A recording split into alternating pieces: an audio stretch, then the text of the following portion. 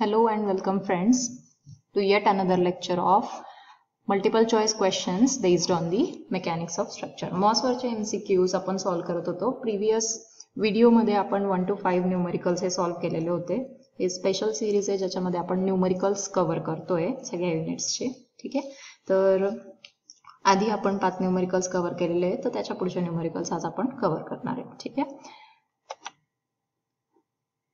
तर हा जो न्यूमरिकल आहे that is based on elastic constants.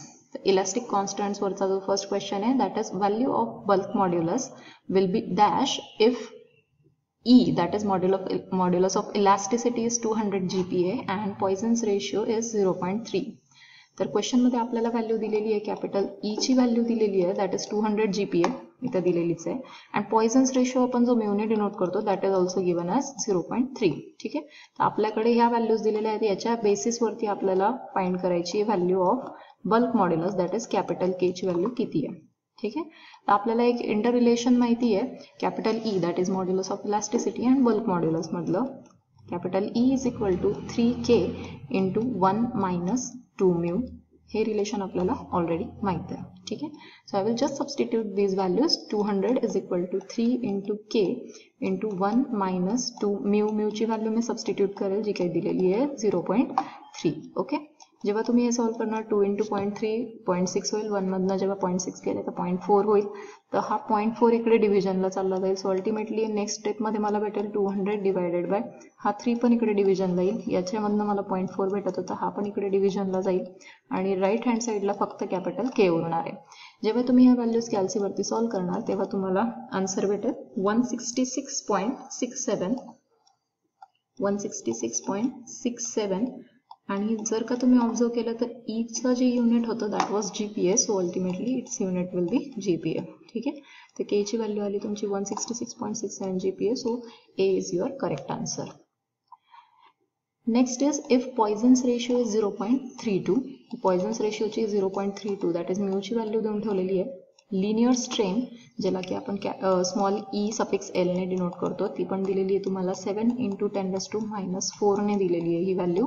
आणि व्हॅल्यू ऑफ लॅटरल स्ट्रेन आपल्याला फाइंड आउट करायचं आहे, तर ई लॅटला आपण लॅटरल स्ट्रेन असं म्हणतो. ठीक आहे, तर त्याची व्हॅल्यू आपल्याला फाइंड आउट करायची आहे. तर पॉइझन्स रेशिओची आपल्याला डेफिनेशन माहिती आहे, पॉइझन्स रेशिओची डेफिनेशन माहिती आहे मला. It is a ratio of lateral strain to the linear strain. So E lat divided by E linear. Actually इथं मायनस साईन असतो. मायनस साईन इंडिकेट्स दॅट जर का लॅटरल डायरेक्शनमध्ये डायमेन्शन वाढत असेल तर लिनियर डायमेन्शनमध्ये डायमेन्शन कमी होतं आहे. ठीक आहे, लिनियर डायरेक्शनमध्ये डायमेन्शन कमी होतं आहे म्हणजे वाईस वर्सा. एक वाढेल तर दुसरं कमी होईल, दुसरं वाढेल तर पहिलं कमी होईल या पद्धतीने. But here for the sake of values we will eliminate that negative value. Negative sign आपण एलिमिनेट करू आणि जस्ट व्हॅल्यू सबस्टिट्यूट करू. तर आपल्याला इथं ई लॅटची व्हॅल्यू फाइंड आउट करायची आहे. म्यूची व्हॅल्यू माहिती मला, मी नेक्स्ट स्टेपमध्ये सबस्टिट्यूट करते value. 0.32 is equal to E lateral मला फाइंड आउट करायचं आहे. So E lateral divided by E लिनियरची व्हॅल्यू आहे माझ्याकडे 7 इंटू 10⁻⁻4.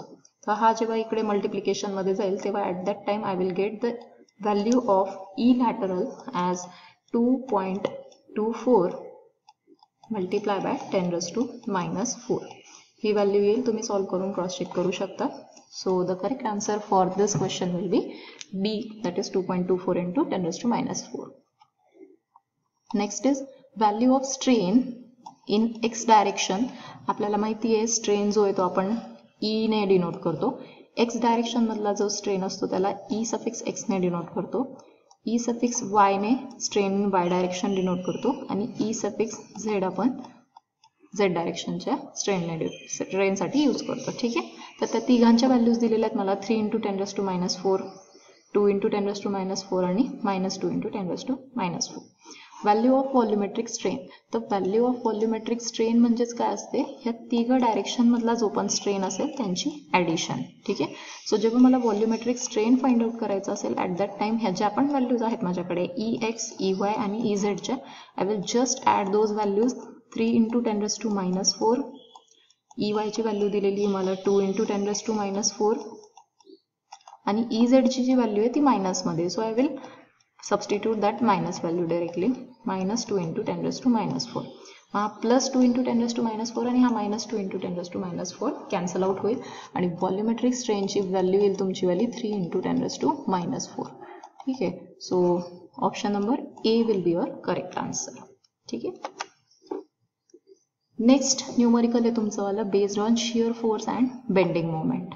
ओके, शिअर फोर्स आणि बेंडिंग मोमेंटचा आपल्याला न्यूमरिकल सॉल्व्ह करायचं आहे. तर त्यासाठी आपल्याला एक कॅन्टिलिव्हर बीम दिलेला आहे जो की AB ने आपण डिनोट करतोय ऑफ स्पॅन ज्याचा 3 मीटर आहे.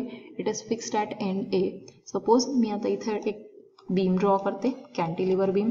हा एक फिक्स्ड एंड आहे. कॅन्टिलिव्हर बीमचा एक एंड फिक्स आणि एक एंड फ्री असतो. क्वेश्चनमध्ये म्हटलेलं आहे की फिक्स्ड एंड जो आहे तो A आहे, तो ऑब्व्हियसली फ्री एंड तुमचा B असणार आहे. ठीक आहे.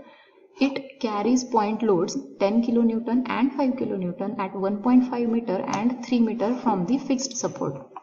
क्वेश्चन मध्ये काय दिलेलं आहे, हा जो फिक्स सपोर्ट आहे याच्यापासून 1.5 मीटरच्या स्पॅनवरती, टोटल स्पॅन तर 3 मीटर असं म्हटलेलं आहे तुम्हाला. 3 मीटरचा टोटल स्पॅन आहे.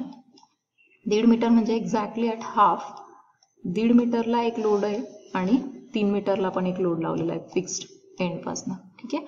सो एवढं डिस्टन्स किती दिलेलं आहे, 1.5 मीटर दिलेलं आहे. तर ऑब्व्हियसली उरलेलं पण हे डिस्टन्स तुमचं 1.5 मीटर असणार आहे. ठीक आहे. जो 1.5 मीटरवरचा लोड आहे दॅट इज युअर 10 kN आणि जो 3 मीटरवरचा लोड आहे that is 5 kN. So this is 10 kN and this is 5 kN. Okay. तर आपल्याला याची वाली value of shear force find out करायची. म्हणजे शिअर फोर्स आणि बेंडिंग मोमेंटचे जर का प्रॉब्लेम्स असतील तर ऑब्व्हियसली आपल्याला SFD आणि BMD ड्रॉ करावं लागणार. सगळ्यात फर्स्ट स्टेप फॉर SFD आणि BMDचे प्रॉब्लेम्स असते रिॲक्शन फाइंड आउट करणे. ओके. सो रिॲक्शन जेव्हा फाइंड आउट करायची असेल तेव्हा रिॲक्शन फक्त या फिक्स्ड एंडला येणार आहे, ज्याला suppose if I am denoting it by RA, reaction at A. तर रिॲक्शन ॲट एंड A किती येईल, एकच रिॲक्शन आहे आणि वरून फोर्स टोटल किती लागतोय 10 अँड दिस 5. सो टोटल 15चा लोड जर का वरून खालच्या बाजूला लागतोय तर खालून वरच्या बाजूला पण 15चाच लागला पाहिजे. So reaction will be 15 kN. Okay. याच्या बेसिसवरती जेव्हा मला शिअर फोर्स डायग्राम ड्रॉ करायची असेल तर प्रोजेक्शन्स घेऊन घेतो आपण खालच्या बाजूला, म्हणजे बरोबर तुमचा जो बीम असेल तो starts from A and ends at B. Okay. Upward going forces are taken as positive. तर हा जो 15 kN फोर्स असेल तो अपवर्ड जातोय म्हणजे आपल्याला पॉझिटिव्ह घ्यावा लागेल. Okay. So this will be 15 A to C. Suppose मी ह्या पॉईंटला C म्हणते. A to C मध्ये कुठलाच फोर्स नाही आहे तर ही हॉरिझॉन्टली जाणार आहे. इथे जर का 15 व्हॅल्यू आहे तर ऑब्व्हियसली याच्यामध्ये पण काही चेंजेस नव्हते तर इथं व्हॅल्यू 15 येईल तुमची वाली. C पॉईंटला गेल्यानंतर एक डाऊनवर्ड ॲक्टिंग फोर्स आहे. डाऊनवर्ड फोर्सला आपण मायनस घेतो. तर 15 मधनं जेव्हा 10 मायनस होतील तेव्हा you will gate value of 5. तर हे खालच्या बाजूला येईल आणि 5 एवढी मॅग्नेट्यूड असणार आहे याचावाला. अगेन C to B जेव्हा जाणार तेव्हा मध्ये कुठलाच लोड नाही आहे तर हे बरोबर तुमचावाला हॉरिझॉन्टल जाईल टिल पॉईंट B. इथं जर का तुमची 5 एवढा मॅग्नेट्यूड आहे तर इकडे पण 5 kN मॅग्नेट्यूड राहील. Again at point B there is a downward force of 5 kN. तर डाऊनवर्ड फोर्सला आपण अगेन मायनस घेतो. तर 5 ऑलरेडी होती आणि त्याच्यातनं हे 5 गेल्यानंतर तुम्हाला अल्टिमेटली 0 व्हॅल्यू भेटणार आहे. ठीक आहे. So this will B 0 magnitude आणि बेस लाईनच्या वरची जी पण SFD असते दॅट विल बी पॉझिटिव्ह. ठीक आहे. तर SFD will be positive. SFD ही तुमची वाली kN मध्ये आलेली आहे. आता तुम्हाला क्वेश्चनमध्ये काय विचारलेलं आहे, value of shear force at free end. तर हा B जो आहे तुमचा फ्री एंड आहे. तर फ्री एंडला तुम्हाला बघा 2 व्हॅल्यूज दिसत आहेत. तर 0 kN तर ऑब्व्हियसली तुमच्यावाल्या आन्सरमध्ये मेन्शन केलेली नाही आहे. तर 5 kN that is your correct answer. ठीक आहे. Next question is again based on the same beam. फक्त क्वेश्चन कशा पद्धतीने चेंज झालेला आहे. कॅन्टिलिव्हर बीम सेम क्वेश्चन आहे तुमचावाला. Cantilever beam AB of span 3 metre is fixed at A. It carries point loads 10 kN and 5 kN at 1.5 meter and 3 meter from the fixed support. Value of shear force at fixed end. यावेळेस जो question विचारलेला आहे shear force at the fixed end विचारलेला आहे. तर परत आपण जेव्हा प्रिव्हियस स्लाइडमध्ये जाऊ तेव्हा तुम्हाला दिसेल इथे फिक्स्ड एंडला व्हॅल्यू ऑफ शिअर फोर्स किती आहे. तर इकडे ही बेसलाईनला 0 आहे बट ही पॉझिटिव्ह व्हॅल्यू जी तुमची 15 kN एवढी व्हॅल्यू आहे. So the answer for 10th question will be 15 kN. Okay. Next question again तुमचा सेम आहे बट जस्ट तुम्हाला आता जे क्वेश्चन्स विचारलेले आहेत that are based on the bending moment. Okay. Bending मोमेंटची व्हॅल्यू किती आहे ते फाइंड आउट करायचं आहे. तर त्याच्यासाठी तुम्हाला बेंडिंग मोमेंट डायग्राम ड्रॉ करावी लागेल. ओके. तर बेंडिंग मोमेंट डायग्राम ड्रॉ करण्यासाठी आपण परत त्या प्रिव्हियस स्लाइडवरती जाऊ जिथे आपली ऑलरेडी SFD काढली गेलेली आहे. तर BMD ड्रॉ करण्यासाठी आपल्याला bending moment at point B, point C आणि पॉईंट A माहिती असले पाहिजे. तर moment at point B first of all मी जर का फाइंड आउट केला तर बी पॉईंट तुमचा फ्री एंड आहे आणि तिथे कुठला कपल नसल्यामुळे डिरेक्टली 0 येईल तुमचा बेंडिंग मोमेंट. ठीक आहे. Bending moment at point C किती येईल ते फाइंड आउट करण्यासाठी सी पॉईंटच्या राईट साईडला किती फोर्सेस आहेत? एकच फोर्स आहे. जो फोर्स आहे त्याच्यामुळे तुमचा बीम जो आहे तो हॉगिंग होईल. हॉगिंगसाठी आपण मायनस साईन घेतो. मोमेंट म्हणजे तुमचा फोर्स इंटू परपेंडिक्युलर डिस्टन्स असतो. फोर्स तुमचा 5 किलो न्यूटनचा आहे, therefore I will write 5 multiply by perpendicular distance. आता सी पॉईंटला आपण मोमेंट घेतोय आणि सी पॉईंटपासून त्या फोर्सचं डिस्टन्स किती आहे? 1.5. ठीक आहे. तर मग ह्याला जेव्हा तुम्ही सॉल्व्ह करणार at that time you will get moment at point C will be -7.5 आणि युनिट असतं किलो न्यूटन इंटू मीटर, कारण की आपण फोर्सचं मल्टिप्लिकेशन करतो विथ द परपेंडिक्युलर डिस्टन्स. तर मोमेंट ॲट बी भेटून गेला, मोमेंट ॲट सी भेटून गेला, मोमेंट ॲट ए फाइंड करायचा आहे अल्टिमेटली आपल्याला. ठीक आहे. ए पॉईंटच्या राईट साईडला किती फोर्सेस आहेत? 2 फोर्सेस आहेत. फर्स्ट ऑफ ऑल मी 5 किलो न्यूटनवाला फोर्स कन्सिडर करते. त्या फोर्समुळे बीम जो आहे तो तुमचावाला हॉगिंग होईल. अगेन हॉगिंगला मी मायनसने डिनोट करते. फोर्स कितीचा आहे तुमचा? 5 किलो न्यूटनचा आणि त्याचं perpendicular distance from point A किती आहे? तर 1.5 प्लस 1.5 किंवा total 3 metre. Okay. After that ह्या फोर्सचं कॅल्क्युलेशन झालं. नेक्स्ट फोर्स आहे माझा 10 किलो न्यूटनवाला. 10 किलो न्यूटनच्या फोर्समुळे अगेन बीम माझा हॉगिंग होईल, तर मी परत मायनस घेईल. फोर्स जो आहे तो तुमचावाला 10 किलो न्यूटन आहे, मल्टिप्लाय बाय डिस्टन्स किती आहे? तर 1.5 मीटर आहे. I will write down 1.5. हे जेव्हा तुम्ही सॉल्व्ह करणार at that time you will gate -15. याचं पण मल्टिप्लिकेशन केल्यावरती तुम्हाला परत -15 भेटणार आहे. तर टोटल किती झाला? -30 किलो न्यूटन मीटर. ओके. तर आपल्याला आता मोमेंट ॲट पॉईंट बी पण भेटला, पॉईंट सी पण भेटला आणि पॉईंट ए पण भेटला आहे. तर आपण एक BMD ड्रॉ करून घेऊ. Again you will take the projections. B पॉईंटच्या खाली म्हणजे बी पॉईंटला तुमचावाला बेंडिंग मोमेंट जो आहे त्याची व्हॅल्यू 0 आहे, तर हा पॉईंट इथंच येईल. त्यानंतर मोमेंट ॲट पॉईंट सी म्हणजे याच्या खाली जी व्हॅल्यू असणार ती मायनसमध्ये आलेली -7.5. तर इथं कुठेतरी मी कन्सिडर करून घेते की हा पॉईंट असणार आहे तो, आणि इथं व्हॅल्यू असणार आहे 7.5. आता -7.5 म्हणजे काय? न्यूट्रल ॲक्सिस किंवा जी पण तुमची बेस लाईन आहे त्याच्या खालच्या बाजूला ते बेंडिंग मोमेंटची व्हॅल्यू प्लॉट होईल. ठीक आहे.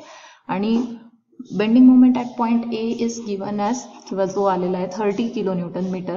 तर तो अगेन तुमचा ए पॉईंटच्या खाली इथं कुठेतरी 7.5च्या पण अजून खाली 30 किलो न्यूटन मीटर अशी व्हॅल्यू येणार आहे. ठीक आहे. इथं पॉईंट लोड्स अप्लाय केले त्याच्यामुळे ही जी BMD असणार आहे तुमची स्ट्रेट लाईन्सने कनेक्ट होईल. ओके. आता हे कर्व टाईप जरी दिसत असलं तरी they are the straight lines. Okay. आणि ही मायनस असणार आहे. This is your BMD which is having unit kilo newton into metre. Okay. तर फटाफट आपण पाहून घेऊया. तर bending moment at free end विचारलेली आहे मला. तर bending moment at free end किती आहे जर का चेक केला, हा तुमचा फ्री एंड आहे. Bending moment at free end is 0 obviously. So this answer is 0. त्यानंतर नेक्स्ट क्वेश्चन विचारलेला आहे तुम्हाला value of bending moment at fixed end. तर फिक्स्ड एंडचा जर का तुम्ही बघितलं तर फिक्स्ड एंडला बेंडिंग मोमेंटची व्हॅल्यू 30 किलो न्यूटन मीटर आहे. तर this is your correct answer, option number C. And this will be value of bending moment under 10 kilo newton load. 10 kilo न्यूटनचा जिथे लोड अप्लाय केलेला आहे, हा 10 किलो न्यूटनचा लोड अप्लाय केलेला आहे, त्याच्या खाली काय व्हॅल्यू आहे तुमची वाली? 7.5 किलो न्यूटन मीटर. ओके.